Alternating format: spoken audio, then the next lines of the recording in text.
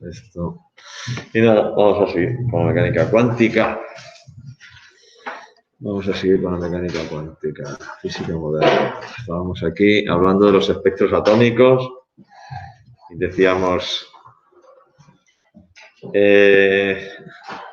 la sorpresa que se llevaron cuando vieron los primeros espectros y observaron que no era un espectro continuo, o sea que no era un arco iris, sino que eran solo rayas discretas.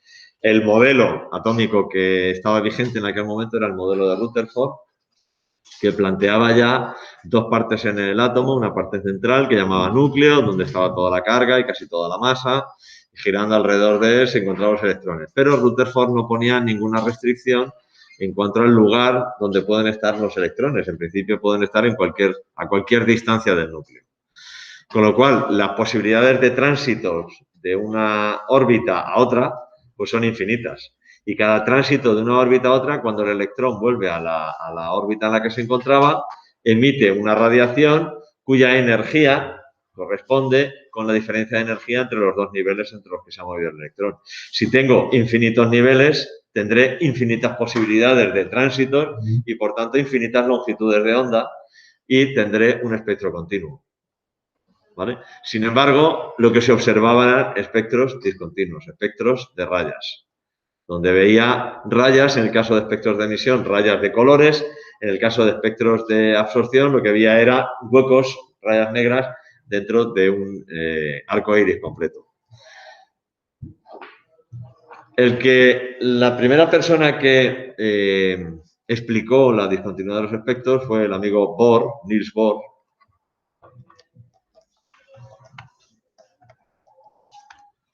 Insisto, los que habéis dado química, esto ya os sonará todo, evidentemente, pero bueno. Que a base de observar espectros, pues llegó a la conclusión de que no todas las órbitas eran posibles y que solo estaban permitidas aquellas órbitas que cumplían una condición de cuantización. En este caso, lo que estaba cuantizado era el momento angular del electrón. Decía que el momento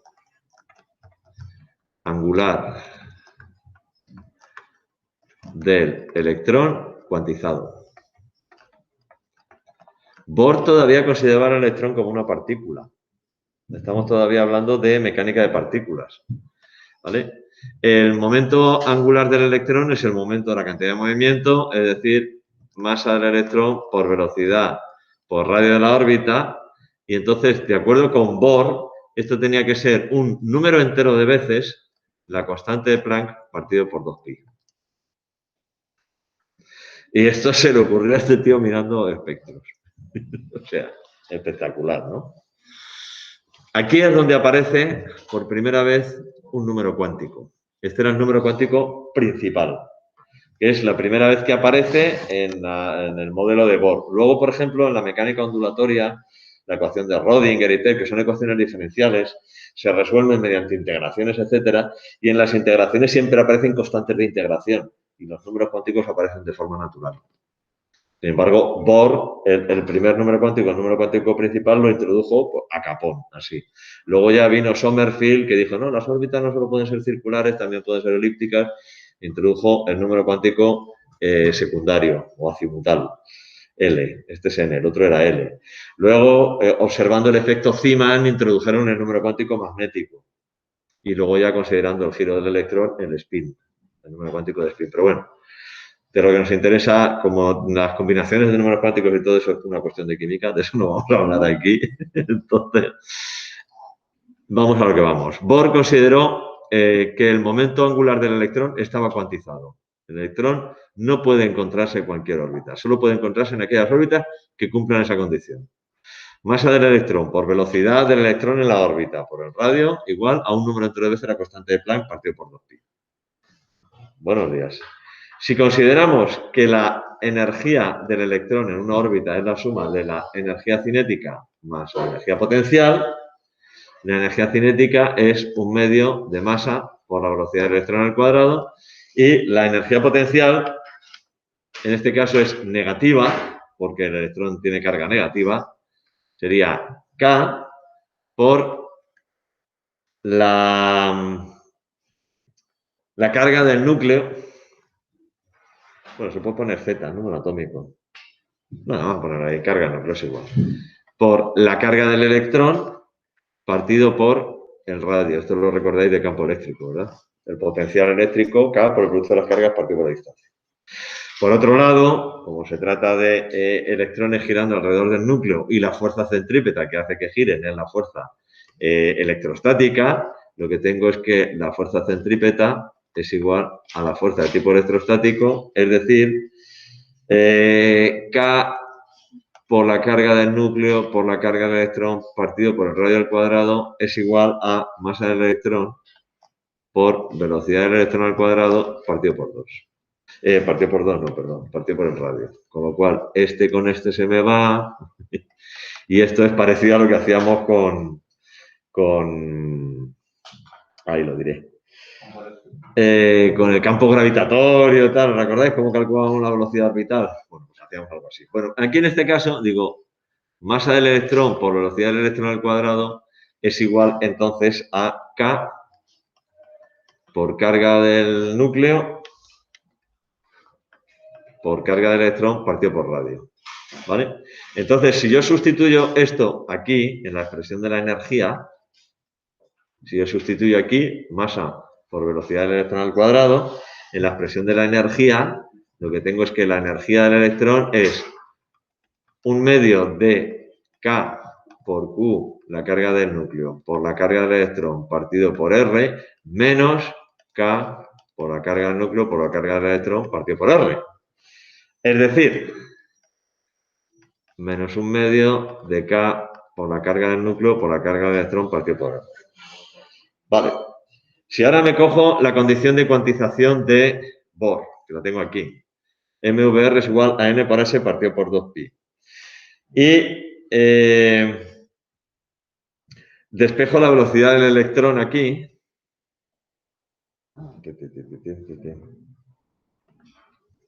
Despejo la velocidad del electrón ahí. Uf, madre mía. Tengo esto. Masa del electrón por velocidad del electrón por el radio de la órbita es igual a N por H partido por 2pi. De aquí despejo la velocidad del electrón como N por H partido por 2pi, masa del electrón y radio de la órbita. ¿Vale? Entonces, ahora cojo y esto me lo traigo aquí. Igualo esto con esto. Tiqui, tiqui, tiqui, tiqui, tiqui, para calcular el radio de la órbita. Entonces, digo que masa del electrón, velocidad del electrón al cuadrado sería N por H partido por 2pi, masa del electrón y el radio de la órbita al cuadrado, y esto es igual a K por la carga del núcleo por la carga del electrón partido por R. Si yo opero con esto, lo que me queda es esto. Mira.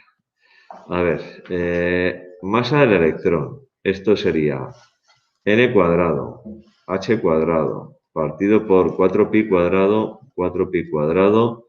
masa del electrón al cuadrado, radio de la órbita al cuadrado, igual a K por la carga del núcleo, por la carga del electrón, partido por el radio de la órbita.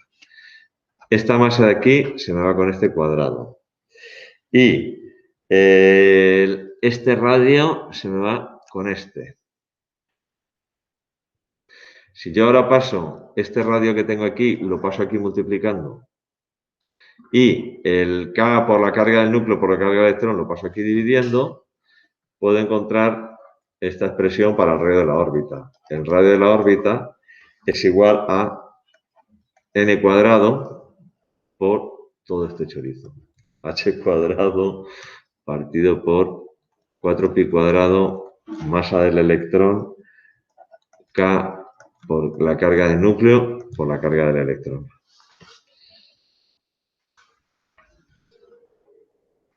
Con lo cual vemos que el radio de las órbitas varía con el cuadrado de n.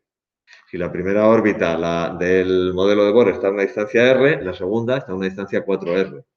La tercera a una distancia 9r. La cuarta a una distancia 16r. Es decir, si yo tengo aquí el núcleo y la primera órbita está aquí a una distancia r, la segunda está a una distancia que es 4 veces mayor.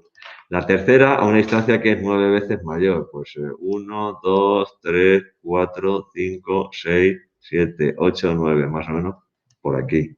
La tercera a una distancia que es 25 veces mayor. O sea, cuando pensamos en el núcleo, en el modelo de Bohr y tal, no sé cuántos, ojo que las órbitas están cada vez más separadas, cada vez más separadas, cada vez más separadas, que varía con el cuadrado del radio.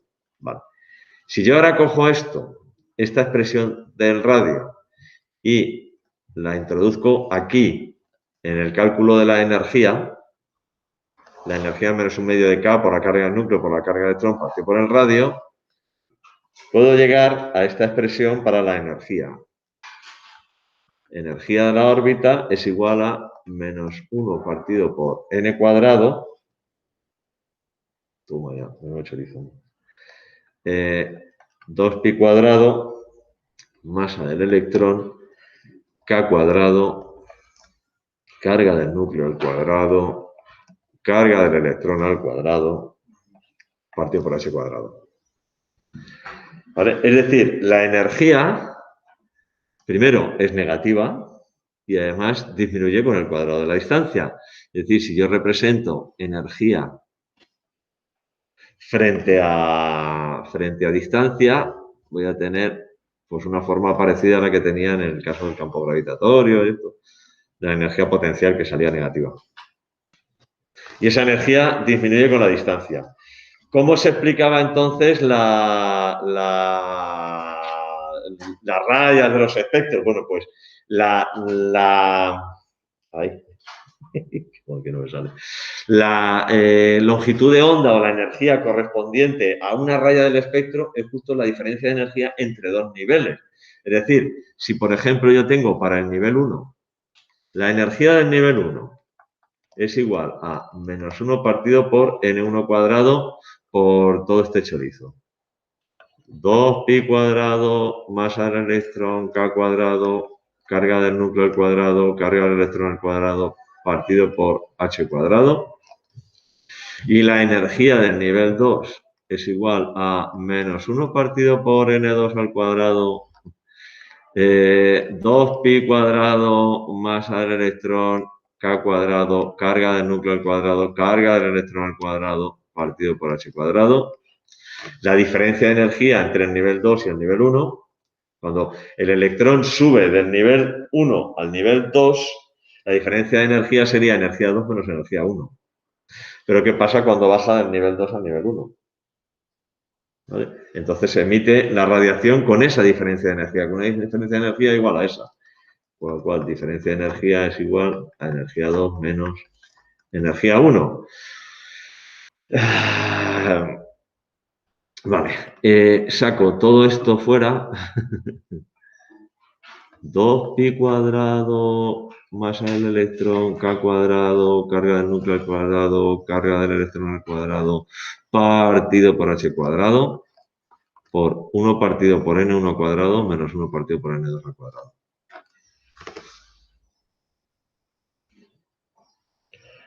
Y dándole valores a n1 y a n2, tengo la energía correspondiente a las diferentes longitudes de onda o las longitudes de onda correspondientes a las distintas rayas del espectro. En la serie de Balmer, que fue la primera que se descubrió, n1 es igual a 2. Y luego n2 puede tomar valores 3, 4, 5, tal. Pero en la serie de Balmer,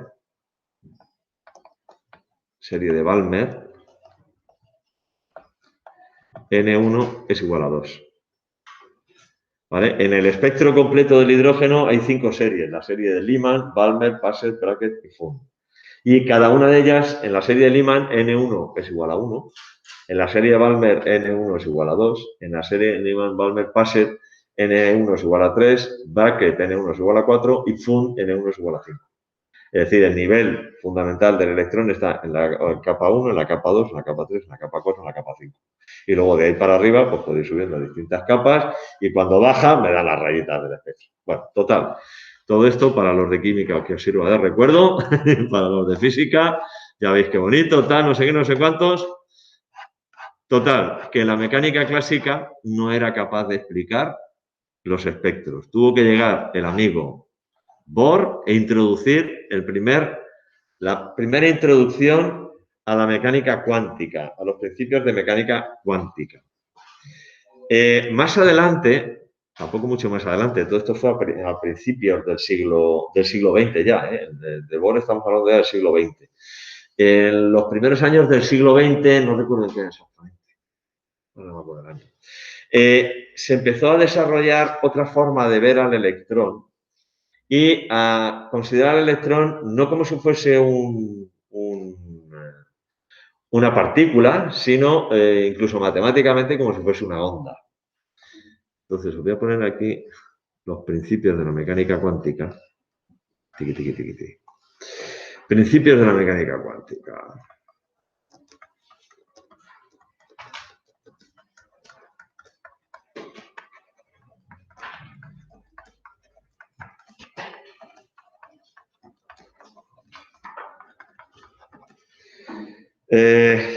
Vale.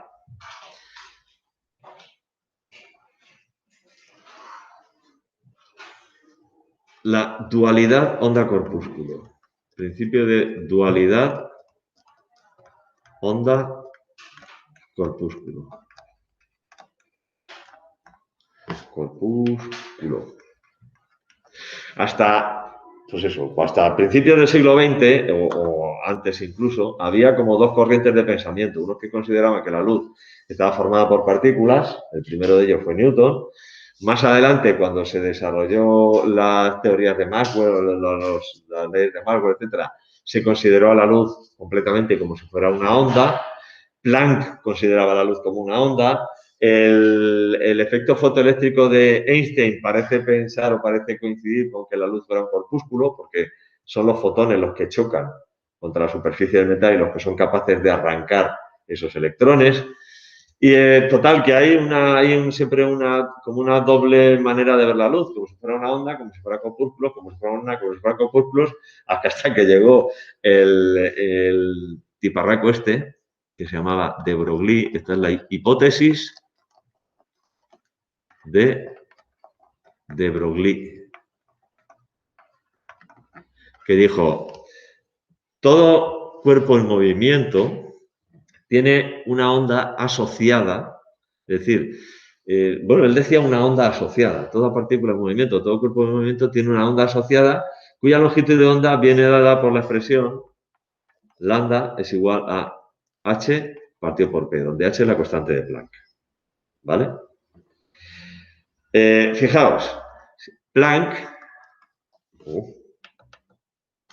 este lo que hizo fue coger, Planck, creo que es con CK, sí, efectivamente, coger la teoría de Planck, la energía es igual a h por la frecuencia, y por otro lado, las ideas de Einstein.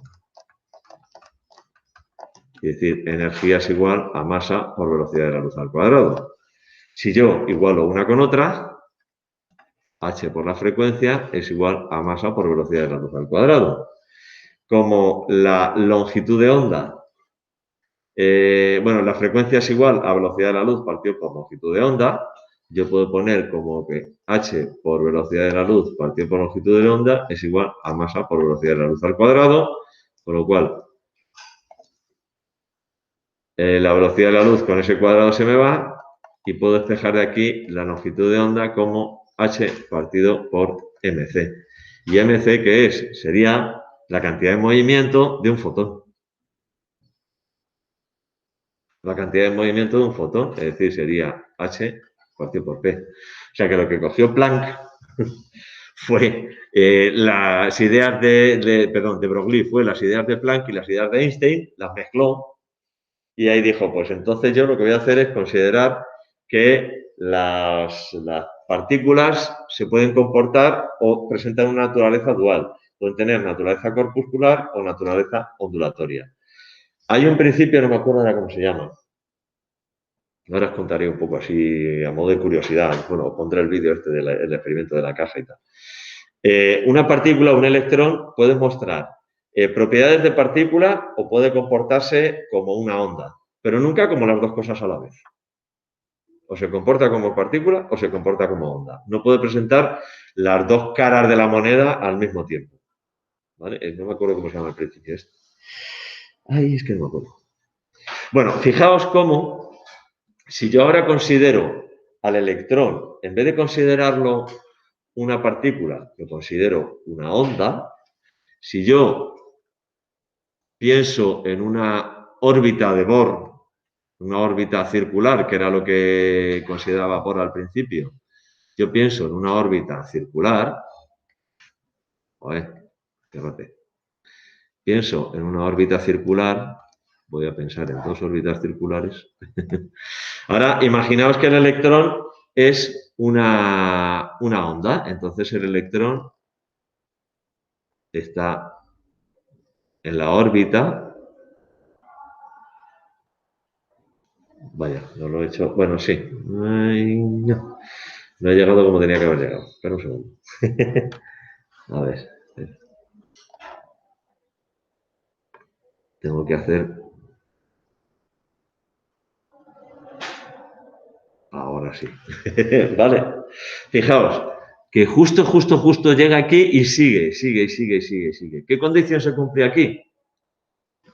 Se cumple que la longitud de la circunferencia es igual a un número entero de veces la longitud de onda. ¿Vale? La longitud de la circunferencia es un número entero de veces la longitud de onda. Y entonces coincide. ¿Qué ocurre si no se cumple esa condición? Si yo tengo, por ejemplo, el electrón considerado como una onda, ¿qué pasa aquí?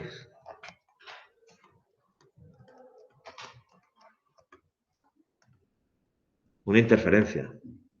O sea, ya no coincide la longitud de onda de la onda que llega por aquí con la otra onda que está aquí. Entonces se produce una interferencia. Y sabemos que las interferencias pueden ser constructivas, destructivas. Entonces, como aquí no coincide con un número entero de veces, esta onda acabaría extinguiéndose ella sola. Interferencia y la onda se extingue. Sin embargo, esta onda no se extingue. Porque justo cuando llega aquí, la interferencia, bueno, en realidad es una interferencia constructiva, bueno, entre comillas, coincide. ¿Ves como que coincide exactamente la onda como tal, no sé qué, no sé cuánto? Bueno, pues si yo ahora combino esto con la hipótesis de Planck, resulta que 2πr es igual a un número entero de veces la longitud de onda, pero la longitud de onda es h partido por mv. Es decir, constante de Planck partido por P, que es la cantidad de movimiento. Si yo ahora paso este mv, lo paso arriba, y el 2pi lo paso abajo, ¿qué me queda? M por V por R es igual a N por H partido por 2pi. ¿Y eso qué es? La condición de cuantización de Bohr. Esto es la condición de cuantización de Bohr. O sea que considerando al electrón como una onda, no como una partícula, la condición de cuantización de Bohr me sale de forma natural, entre comillas. Porque la longitud de la circunferencia tiene que ser un número entero de veces la longitud de onda, porque si no, cuando llegue aquí se va a producir una interferencia y la onda va a acabar extinguiéndose ella sola. Sin embargo, aquí no se extingue, aquí sigue. Aquí esto sigue. Cuando llega aquí, como coincide, pues sigue. Esta órbita sí es posible. Esta, que no cumple esta condición, no es posible. La onda se extingue. ¿Vale? Entonces, de Broglie supuso con acierto, de hecho es el principio de la mecánica ondulatoria, esta es la condición de cuantización de Bohr. Vale, de Broglie supuso, planteó la posibilidad de que considerara las partículas no como partículas, las partículas subatómicas, sino como ondas. Si tú consideras un cuerpo cualquiera que se mueve a velocidades de andar por casa, claro, pues te van a salir longitudes de onda tan pequeñas que es imposible, que son más pequeñas que el tamaño de un átomo. Entonces, claro, tú cuando te estás moviendo por aquí por el pasillo, según de Broglie, tienes una onda asociada, pero esa onda es indetectable. Ahora, si consideras partículas como el electrón, que sí, que efectivamente tiene una masa muy pequeña, pero que se mueve a velocidades próximas a la de la luz, entonces ya las longitudes de onda empiezan a ser un poco más detectables y de hecho se comporta como una onda. De hecho, os voy a poner el vídeo ahora del famoso experimento de la doble rendija. Lo que pasa es que vais a tener que estar muy callados porque no se oye por altavoz. Se oye por aquí, yo pongo el volumen al máximo. ¿Eh? Ese es el vídeo, ¿no? El experimento. Quiero que sientas algo especial.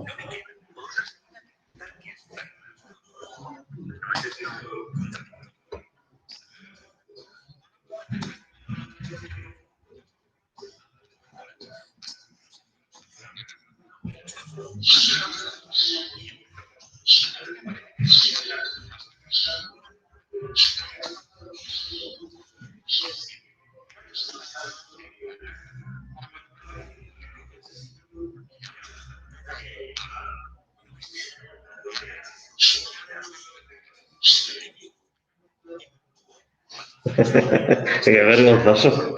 El gato.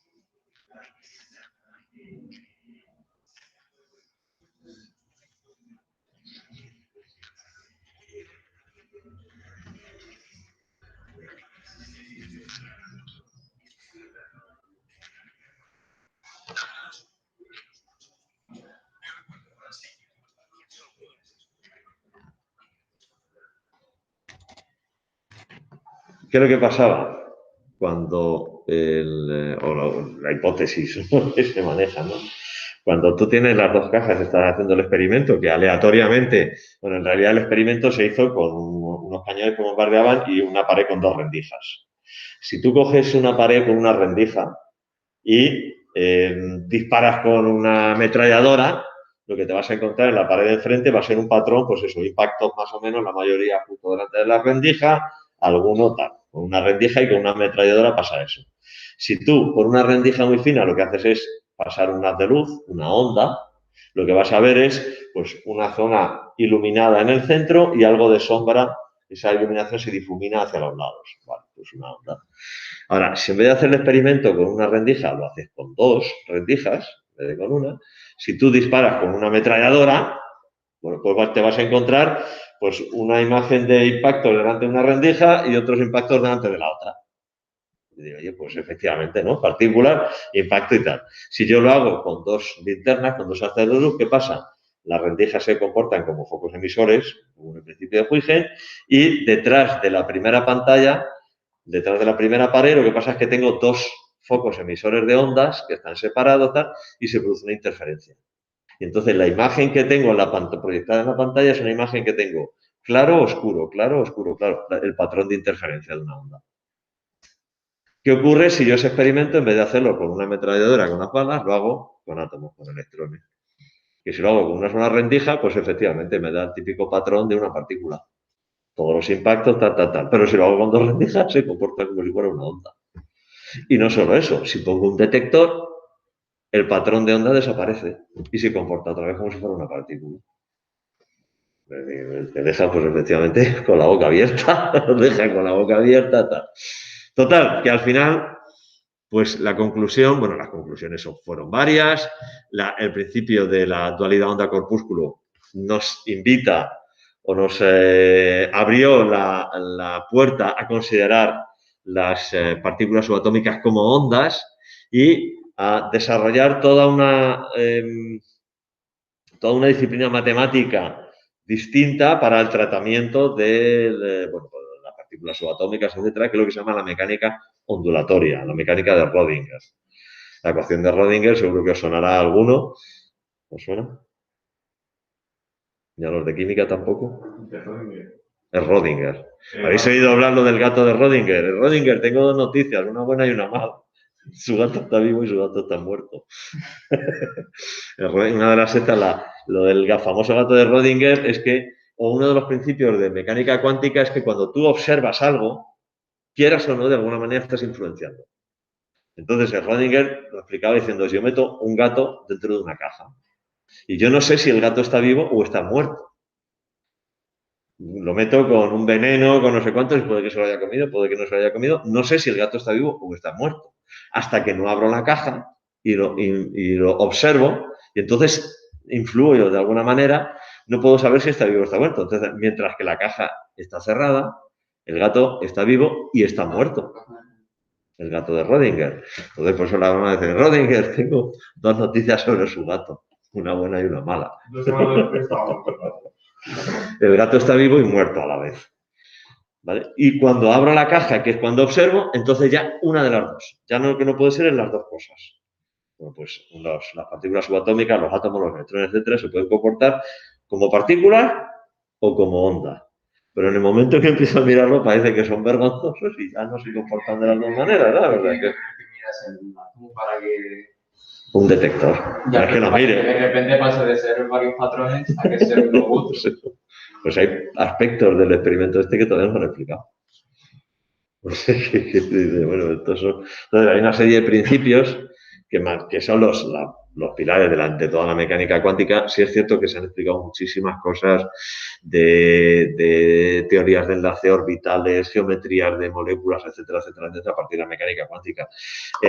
Para el modelo de Bohr, una órbita, bueno, era una órbita, ¿no? Un nivel de energía era una órbita. Luego, cuando desarrollaron el espectrógrafo 2.0, ¿qué te pasa cuando tienes la PlayStation 3? Que cuando ya tienes todos los juegos, te sacan la 4. Digo, vaya por Dios. Y cuando tienes la 4, te sacan la 5. Bueno, pues Bohr jugó con el espectrógrafo 1.0 y sacaron el espectrógrafo 2.0. Y resultó que lo que era una raya para Bohr eran más rayas, juntitas, muy juntitas, pero más rayas. Entonces tuvieron que decir, oye, es que tenemos que considerar otros niveles de energía que no están tan separados como una órbita de otra, sino que están más juntitos unos de otros, pero son distintos niveles de energía. Y ese fue Sommerfeld. Sommerfeld dijo, es que no solo son posibles órbitas circulares, también son posibles órbitas elípticas. Es decir, no solo la órbita circular, sino también el huevo.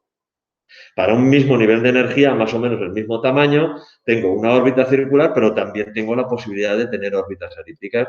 Y esos son esos pequeños niveles de energía que están muy juntos entre sí, pero que son distintos.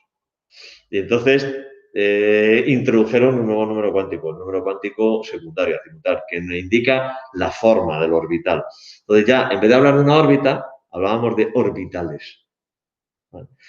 Luego se les ocurrió al amigo Zeeman, se le ocurrió a repetir el espectro, pero con un imán.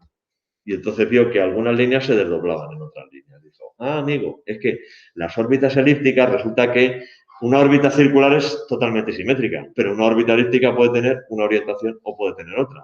Y ya sabéis vosotros que la orientación y la interacción de la carga eléctrica con el campo magnético tiene mucha influencia. Y por eso se desdoblaban los orbitales. Es decir, que tengo orbitales de la misma forma, pero con distintas orientaciones.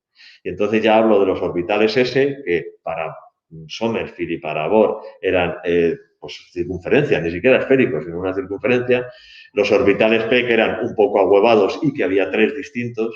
Los orbitales F, que eran más ahuevados todavía y que había 7 distintos. Los orbitales D, que eran más ahuevados todavía y había... los orbitales D había 5 distintos y los orbitales F había 7 distintos. Con la mecánica cuántica, con la ecuación de Rödinger, no se habla en términos absolutos de posición, sino que se habla, de acuerdo con un par de principios que os voy a contar, de probabilidades. Abandonamos las certezas y nos vamos a las probabilidades. Entonces, en mecánica cuántica, en química cuántica, el orbital se define como aquella región del espacio donde la probabilidad de encontrar al electrón es de más del 90 no sé cuántos por ciento, no me acuerdo ahora. Y te define una región con forma del espacio. Un orbital S es una esfera, pero los orbitales P tienen una forma muy curiosa. Los orbitales P hay 3 orbitales P que tienen, bueno, según quien los dibuja más esféricos o menos esféricos. Hay un orbital PX que está en el eje X y que tiene 2 lóbulos. Hay un orbital PI que está en el eje Y que tiene 2 lóbulos y hay un orbital PZ que está en el eje Z que tiene 2 lóbulos. Una especie como de florecita. Pero es que luego la experiencia ha demostrado que algo de razón tiene que tener porque se explica perfectamente la geometría de las moléculas, tal. Bueno, ya hay que jugar con orbitales híbridos y todas estas cosas, ¿no? Pero se explica perfectamente. Y hablamos de que esta es la región donde la probabilidad de encontrar electrones de más del 90 y tantos por ciento, no me acuerdo ahora cuánto es. No significa que el electrón no pueda estar en otro sitio. Que puede, en teoría puede estar, pero bueno. ¿Cuáles son esos principios en los que se basa toda la mecánica cuántica? Bueno, pues el primero es de la dualidad onda-corpúsculo. El segundo, como ya parece ser que en las certezas tenemos que abandonar las certezas, es el principio de incertidumbre. Principio de incertidumbre. Que se puede enunciar de varias maneras. La manera más genérica es decir que la incertidumbre, el producto de las incertidumbres de 2 magnitudes cuyas dimensiones coinciden con el cuanto de acción de Planck tiene que ser superior a la constante de Planck partido por 4pi. Esa es la manera un poco más farragosa. ¿Cuál es la manera más sencilla? La primera, como 2 enunciados. El primero dice que no es posible no es posible conocer la posición y el momento lineal, momento lineal o momento cinético, de un objeto cuántico.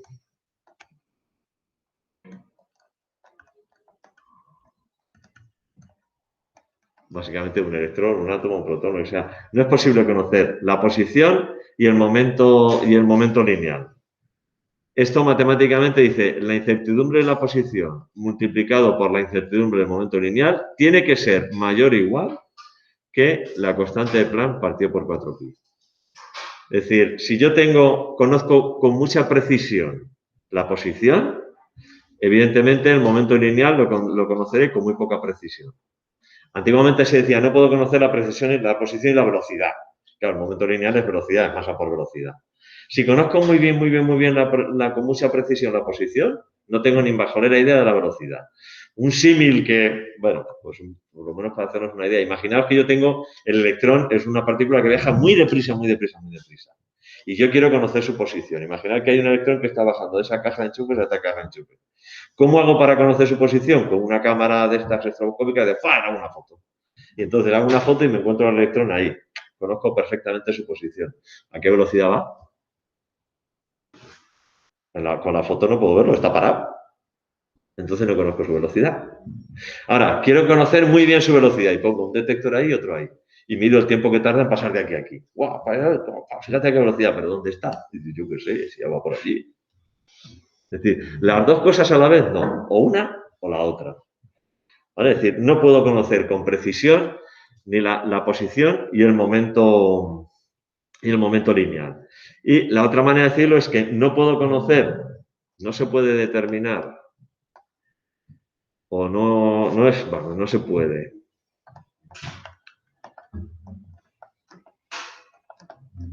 determinar a la vez el valor de la energía de un objeto, el valor de la energía de un objeto cuántico, y el tiempo durante el cual va a permanecer en ese estado de energía.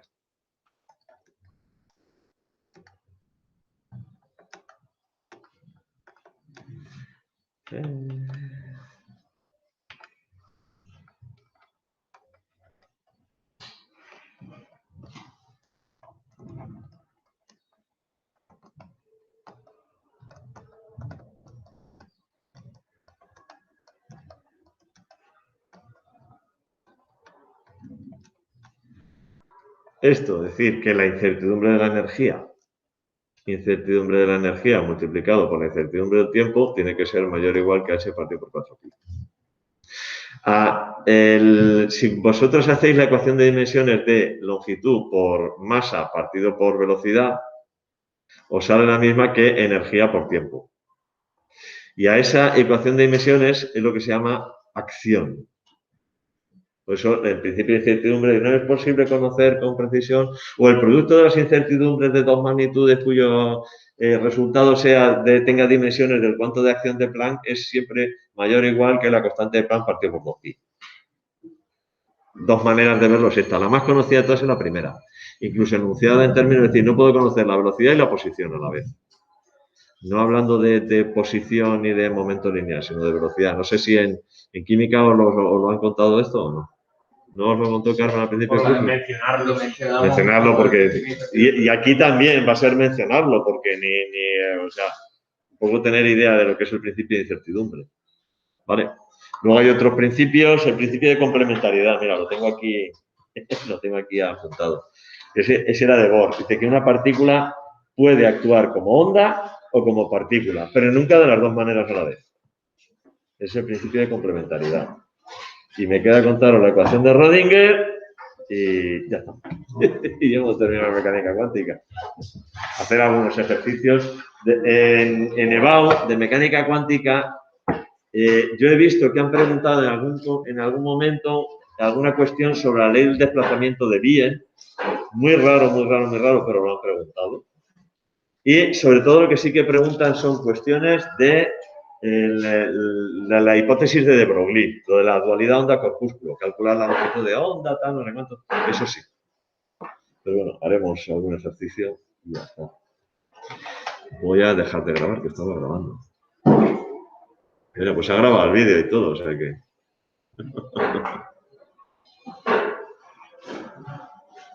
Se habrá grabado el vídeo y todo. Bueno, ¿os ha gustado el